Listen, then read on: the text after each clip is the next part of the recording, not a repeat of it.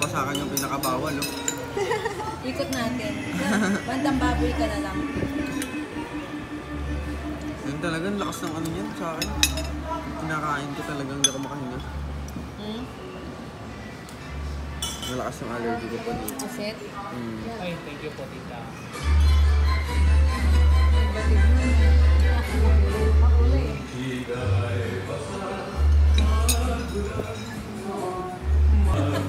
Pinicturean mo rin yung mga pagkain. Baka nagutom na eh. Kalatay.